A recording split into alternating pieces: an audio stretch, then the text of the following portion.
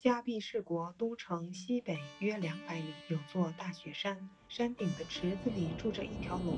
一天，这龙突然兴起狂风暴雨，摧毁树木庄稼，人们很惊讶，因为以前这龙可不这样。据人们所知，这条龙崇信佛法，经常供养一位阿罗汉，请他去龙宫讲经说法。在佛法的熏染下，龙的内心调柔，怀有慈悲，人们来请求下雨或是晴天，它都能使人满愿。龙与人相处非常融洽。这突如其来的灾难惊动了犍陀罗国的迦逆色迦王，那位阿罗汉向他道出了真相：以前的龙已经被杀死，取而代之的是条毒龙，而毒龙的前身正是曾经侍奉自己的小沙弥。通常阿罗汉去龙宫应供时，需施展神通，先坐在绳床上，然后凌空独自飞往龙宫。可那天小沙弥趁阿罗汉不注意，隐蔽身形，藏在绳床下，跟着阿罗汉一起到了龙宫。来都来了，龙王也邀请他用餐，只不过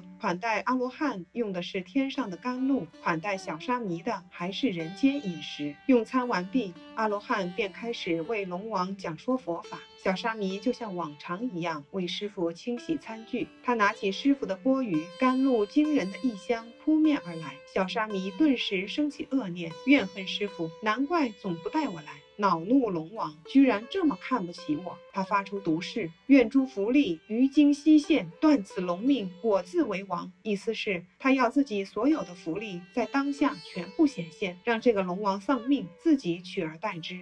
小沙弥的毒誓一经发出，龙王就有了感应，正听着法，突然头痛欲裂。阿罗汉马上就知道是怎么回事了，叫来小沙弥为他说法开解。龙王也非常自责，向他赔罪，但小沙弥的怨愤非常坚固，对师父的教诲和龙王的谢罪通通不接受。回到寺院后，小沙弥还是不能忘怀，再次至诚发出毒誓。由于他符力的作用，小沙弥当夜就死去，变成一条威严凶狠的毒龙，冲进雪山上的龙池，将龙王杀死，占有龙宫，才有了现在兴风作雨的一幕。迦逆色迦王听完，十分怜悯被杀的那条龙，下令在大雪山下为他建寺修塔。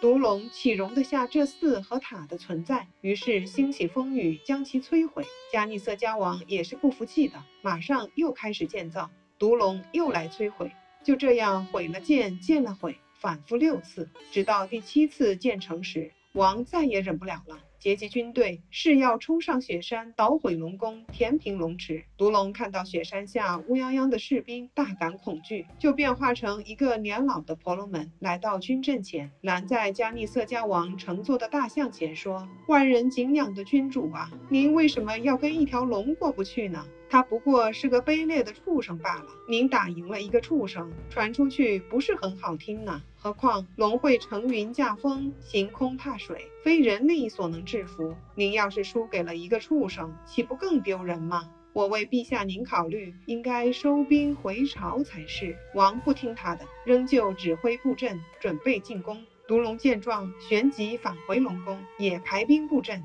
一时间，雷电交加，狂风大作，乌云密布，沙石如雨般坠落。军马因此受到惊吓，恐惧开始蔓延。迦逆色迦王当即下令军队归命3宝，请求佛法护佑。他在军阵前庄重宣誓：我素世种植福德，今生得为人君，威慑强敌，统治南瞻部洲，如今却受制于这个畜生，确实是我福德太浅，愿各种福利当下现前，制服恶龙。